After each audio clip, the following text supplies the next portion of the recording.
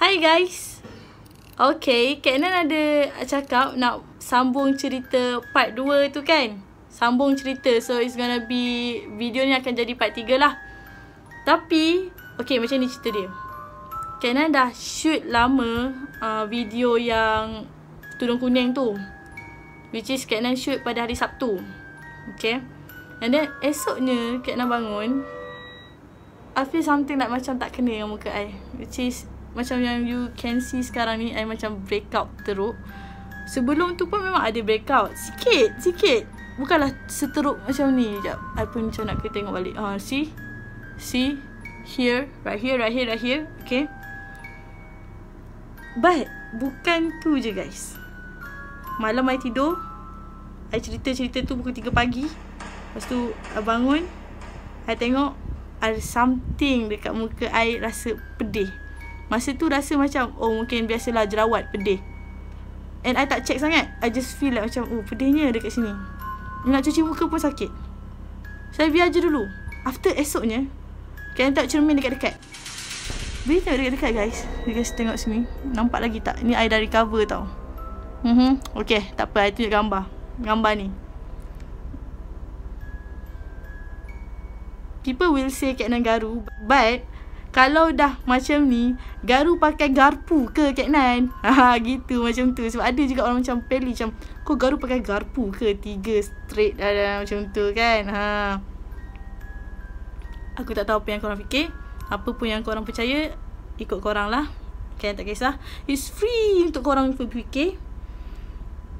Cuma sekarang Kak Nan just okay, kalian tahu apa yang terjadi, cuma not terlalu into it lah, gitu. So as I said, kalian dah shoot hari Sabtu. Lepas tu kalian tak ada mood sangat nak edit, and then makan masa 3-4 hari. That's why video part 2 keluar hari Rabu ke hari Selasa, I tak ingat. Yang pasti dah 2 hari lepas lah. And then guys, bila muka breakout, Kak Nan macam, oh malasnya nak shoot macam ni. Tapi hari Ahad tu Kak Nan ada shoot jugalah. Kak Nan ada lah shoot reaction pelbagai kan, still boleh cover lah. Tapi hari Isnin, hari Selasa memang muka dah start sakit gila. Dengan jerawatnya, dengan benda ni, Kak Nan tak banyak cuci muka. That's why macam tak ada mood langsung nak shoot. And then Kak Nan fikir macam, tak apalah, aku relax dulu muka, and then aku shoot balik. But people macam tanya-tanya Kak Nan tau, Kak Nan mana sambung. So guys, Kak Nan boleh sambung cerita tu, tapi dengan rupa yang beginilah. Nampak tak? Malu sebenarnya. Tapi tak apalah. Sakit tu datangnya daripada Allah. Allah nak bagi. Jerawat itu sakit guys. So guys, sebelum dia menjelang ke malam sangat, which is sekarang baru pukul 9. So Kak Nan rasa better Kak Nan cerita dekat korang, ataupun lebih tepat Kak Nan sambung part 2 tu sekarang.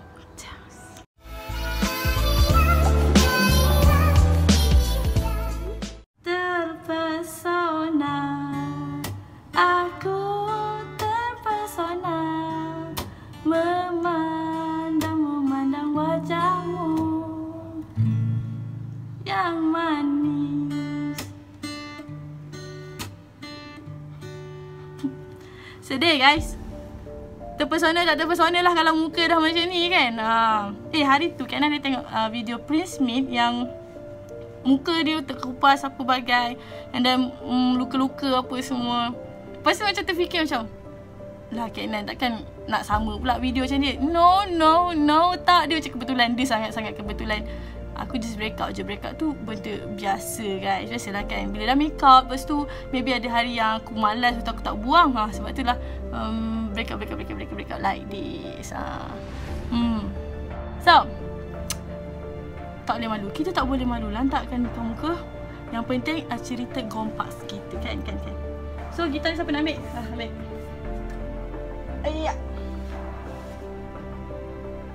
Lagi sekali guys, aku excited nak cerita dan aku lupa. Hai, assalamualaikum, sawadi. Ciao.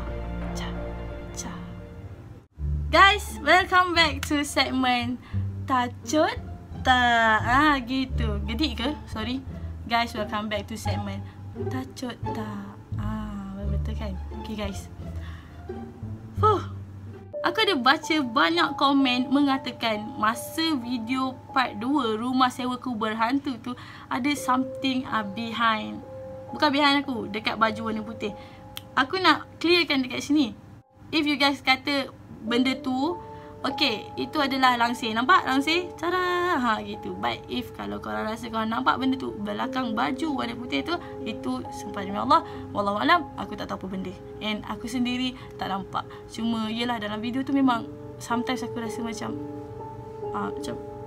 tak nampak apa-apa, tapi feel something lah macam tu.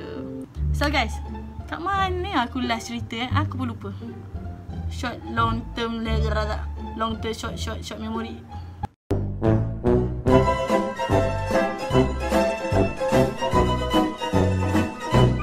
Short term memory loss.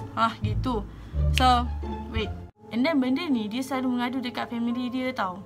Apa yang berlaku setiap hari dia mengadu. Sampai satu hari, sampai satu tahap, family Yus ni dah naik boring nak dengar cerita yang sama. Dari situlah Yus ni start murung teruk, tak bercakap dengan orang, tak ada sedia makan, sampailah berhenti kerja. Alah, kesiannya Kak Yus. Ya guys, kalaulah betulan ada ahli family korang yang merasai benda ni, adalah kena gangguan-gangguan macam ni, don't leave them behind. Walaupun benda ni sukar untuk dipercayai dengan akal korang, tapi cubalah untuk bantu apa-apa, okay? Okay guys, sebelum Kak Nan sambung, Yusri hari-hari ingatkan Kak Nan jangan lupa 3 kul. Jadi ayo mari bersama-sama kita baca 3 kul bersama-sama. Bismillahirrahmanirrahim. Qul a'udzu birabbin nas, malikin nas, ilahin nas, min syarril waswasil khannas, allazi yuwaswisu fi sudurin nas, minal jinnati wan nas. Bismillahirrahmanirrahim. Qul a'udzu birabbil falaq, min syarri ma khalaq, wa min syarri ghasikin idza waqab, wa min syarri nafasati fil 'uqad, wa min syarri hasidin idza hasad. Bismillahirrahmanirrahim. Qul huwallahu ahad, Allahus samad, lam yalid wa lam yulad, wa lam yakul lahu kufuwan ahad. Okey. Baru kita boleh sambung. Hari demi hari gangguannya sama, waktu yang sama, rupa yang ditunjuk pun sama, membuatkan Yus makin hari makin tak terurus, makin tak tenang. Tiba-tiba selang beberapa hari, kucing dia semua jatuh sakit. Seekor demi seekor, hari demi hari, sampailah hari keempat, kucing yang keempat diorang semua dah rasa pelik. Kenapa sakit ni berjangkit ke? Sakit apa sampai macam ni? Tapi keadaan sakit tu berbeza-beza tau. Ibu kucing sakit kan kat bahagian kaki, tak nak jalan. Lepas tu anak-anak dia pula sakitnya di bahagian tangan. Lepas tu auto tak dapat nak jalan tau. Auto tak dapat menjalan. Maksudnya dia orang dah sakit tangan kan. So dia orang melepet je lah, dia orang tak berjalan. Memang waktu tu diorang tengok semua kucing macam dah nak mati. Oh, risaunya kucing nak mati. Dengan tak nak makan, dengan kakinya macam macam urat saraf tak betul macam tu kan. Jadi si Yus ni, dia minta kakak dia bawa kucing tu pergi ke doktor haiwan lah untuk cek. Risaulah, kot-kot lah macam kucing tu terkena racun ke, termakan klorok ke apa kan. And then akak dia tu hanya bawa seekor je tau, just nak cek apa benda. Bila akak dia balik, akak dia bagi tahu yang doktor kata kucing dorang tak ada sakit apa-apa pun. Aku tak tahulah, mungkin doktor tu ada x-ray ke, dia check lah, pandai lah doktor tu buat. Yang pastinya doktor kata, hey, this kucing tak ada sakit apa-apa pun, dalaman bahagian dalam urat-urat apa semua tak ada. Bayangkan, doktor yang pandai tu pun tak tahu dia sakit apa, dia pun jadi blur. Cuma doktor tu adalah bagi ubat sapu dekat mulut sebab masa kucing tu sakit kan, dia macam ada something keluar menyebabkan kucing tu luka kat mulut ni. So dia sapu, bagi ubat sapu lah. Then guys, kau bayangkan bila dah doktor cakap macam tu, korang satu keluarga jadi apa? Of course, terkedu guys. Semua terkedu macam, what? Kucing, dia tak sakit apa-apa, but why kita orang nampak macam you guys sakit ni? Gitu.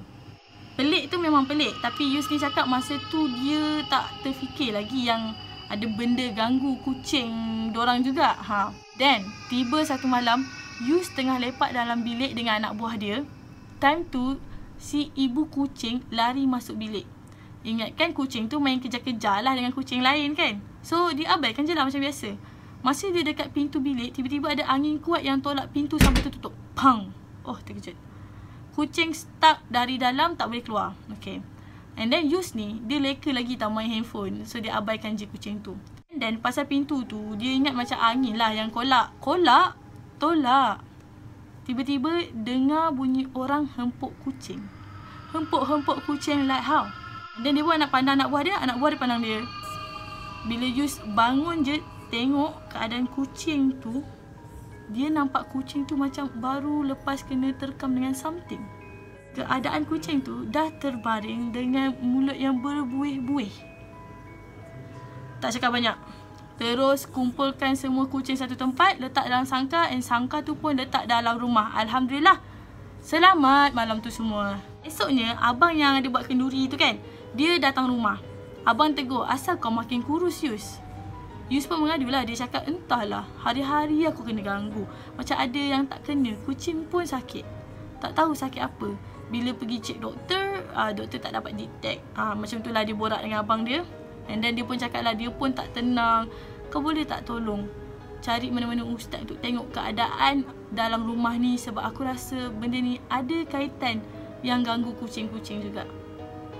Okay, maksudnya Yus ni, selama yang dia kena kacau tu, dia okay, relax-relax lagi. Memanglah dia ada perasaan takut tu. Tapi bila pasal kucing, awak ni pencinta kucing bagusnya. Okay, untuk pengetahuan penonton, untuk pengetahuan penonton, dia tulis tau, abang yang nombor 2 ni, dia arif sikit tentang ilmu agama.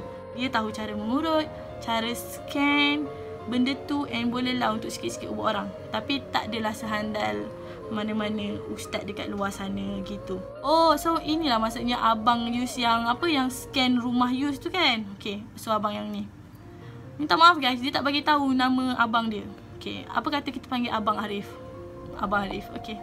Abang Arif ni, dia keluar dari bilik and terus pergi dekat kucing. Dia tengok kucing, dia pegang kucing tu sambil urut-urut untuk betulkan urat saraf semua. Selang 10 minit lepas tu, dia panggil semua orang kat ruang tamu untuk berbincang. Abang kata, kucing korang ni kena lenyak. Kena lenyek. Sorry guys. Dia buat main baling-baling dari building. Dia buat main baling-baling dari dinding sana ke dinding sini. Ya Allah. Teruk now. Guys, korang pernah tengok kan video orang baling kucing apa benda bagai tu? Perangai diorang tu tak ubah sama macam si setan ni. Betul lah, tak baik buat kucing macam tu. Okay. Weh, ada lagi. Benda tu pulas usus-usus pula.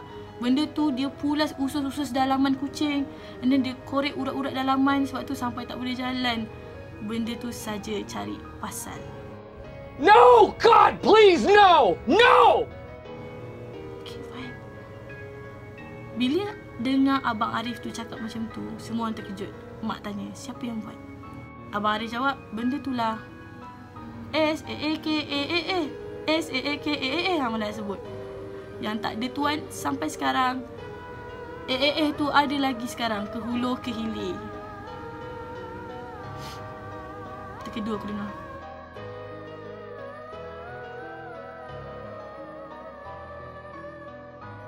Okay, so kebetulan Allah hadirkan dalam hidup you seorang ustaz yang tahu lebih sikit tentang ilmu agama. Bab cek benda-benda pensitik yang jahat, sekaligus dia boleh halau ke tempat asal. Memang dia boleh. Ustaz tu tak lain tak bukan bapa mentua abang sendiri. Okay, bapa mentua abang dia. Okay, abang pun call ustaz tu suruh scan rumah ni dari jauh. Dan ustaz tu cuma minta alamat untuk scan. Abang pun kasih. Ustaz tu kata, tak apa, malam ni abah buat. Apa-apa esok abah bagi tahu. Okay, Yus dah mula stres. Takutlah. Sebab soalan yang tertanya-tanya dalam kepala selama ni akhirnya terjawab. Malam tak boleh tidur, siang baru boleh bangun, makan tak ada selera, waktu mandi tak menentu. Jadi malam tu, Abang Arif pesan suruh baca 3 kul dengan niat pagar diri sebelum tidur. Pergi mana-mana pun selalu baca 3 kul. Ayat ni memang kuat untuk lindungi diri. So, Yus teruskan hidup macam biasa malam tu sampailah tertidur.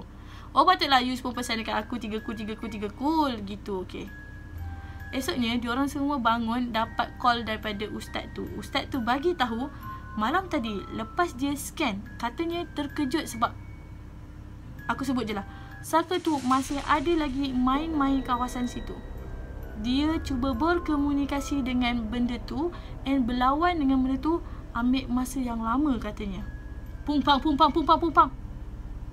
Awak ni cuba kelakarkan saya ni. Okay, dia tulis pumpang guys. Okay. So, pumpang dah siap halau benda tu tempat ke asal. Dah siap halau benda tu ke tempat asal. Sekarang dah tak payah takut lagi dah. Dia kata rumah yang you sekeluarga tinggal ni ada saka belaan keturunan. Tengah cari tuan. Dia saja datang main-main kacau. And Ustaz pesan suruh you and semua orang selesaikan cepat-cepat kes ni. Cari barang peninggalan arwah. Dulu kat mana-mana. Tak kisah dekat kampung ke atau ada dengan kita ke. Sebab risau.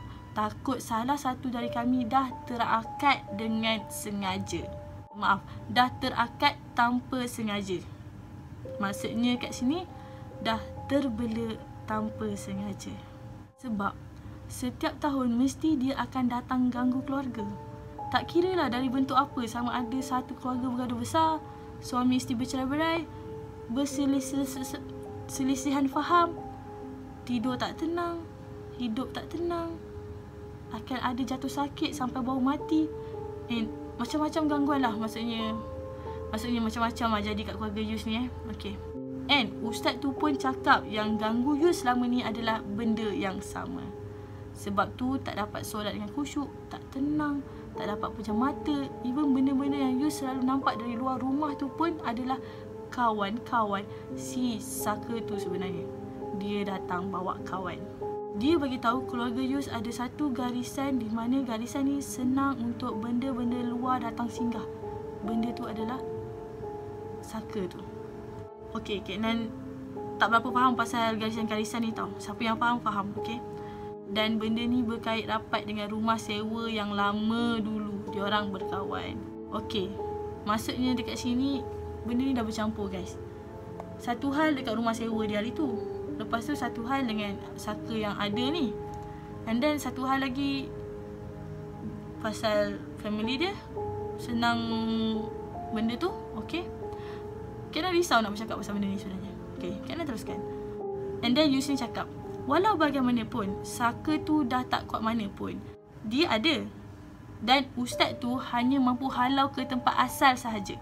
Agak susah sangat untuk dibuang terus. Sebab Yus and family perlukan ustaz-ustaz yang lebih arif tentang hal ni. Kadang-kadang ada ternampak dekat YouTube ustaz-ustaz yang handal, tapi semuanya jauh-jauh. Lagi-lagi time PKP ni, susah untuk bergerak. Jadi terpaksalah Yus and family ni tangguh-tangguh dulu benda ni, okay. Yus dia cakap, saka tu kadang-kadang dia datang cuma untuk menakut-nakutkan semua orang. Ustaz tu pun ada cakap dia dah halau juga si kawan-kawan saka tu. Pandai saka tu berkawan weh. Okay. So,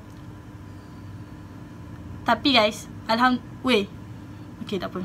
Tapi guys, alhamdulillah, rumah sekarang dah semakin okey. Walau apa pun iman kena kuat. Ustaz tu pesan lagi, perbanyakkan solat jemaah, perbanyakkan baca Yasin, selalu bangun tahajud, supaya rumah ni adalah sedikit cahaya. Bila bercahaya, benda tu pun takut nak datang dekat.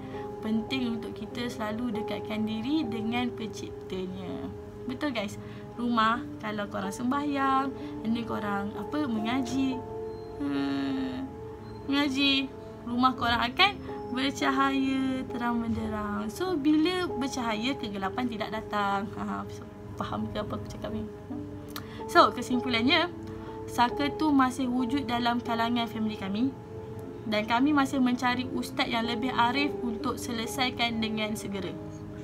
Kedua, jin yang datang tunjuk muka masa dekat rumah sewa lama tu adalah si saka ni. Oh, time tu dia dah awal-awal berkawan dengan penunggu sana untuk ganggu saya. Si kawan plesit tu, si kawan yang intai dari tingkap bilik air. Betul lah, maksudnya memang dah bercampur. Saka tu berkawan dengan benda yang ada dekat sana tu, gitu. So, yang ketiga, family issue yang kami hadap pada tahun lepas sebelum saya pindah ke rumah sewa, rupa-rupanya angkara si saka tu, dia dah plan daripada awal guys. So, dialah punca pergaduhan, dan dia akan cari cara apa saja untuk buru 7 keturunan kami selagi kami tak buang benda-benda tu. Pesanan saya buat Kak Nan dan penonton semua ya. Andai kata terdapat salah seorang dari ahli keluarga kita yang membela saka, janganlah kita membenci dia dan jangan terus menghukum, and jangan jauhkan diri daripada dia. Kalau dia masih hidup, sebaiknya kita nasihat secara elok-elok dekat dia supaya lepaskan belaan dia.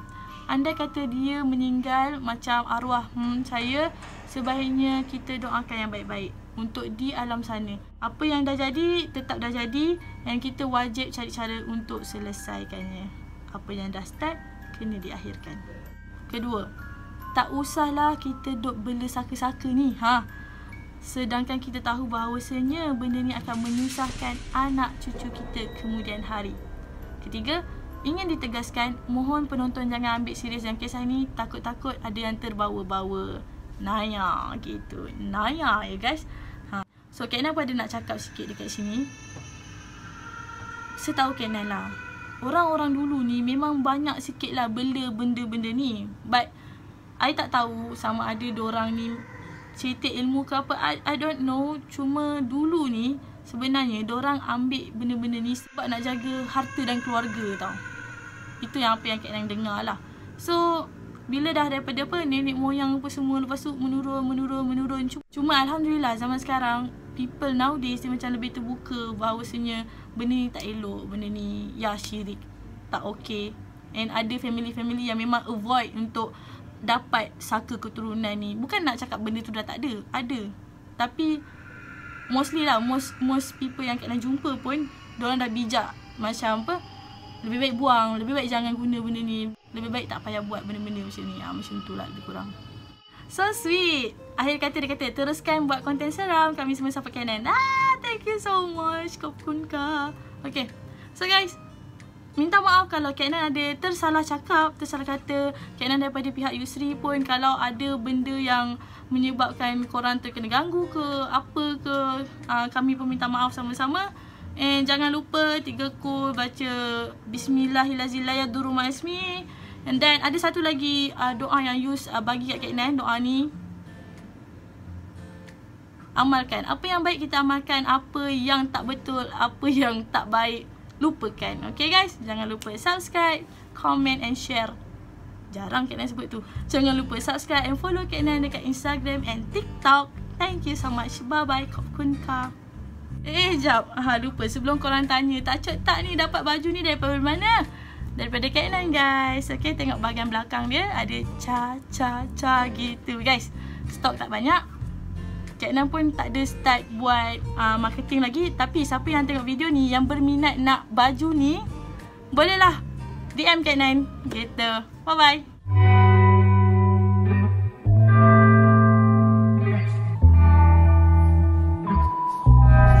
Intersection of my deepest needs.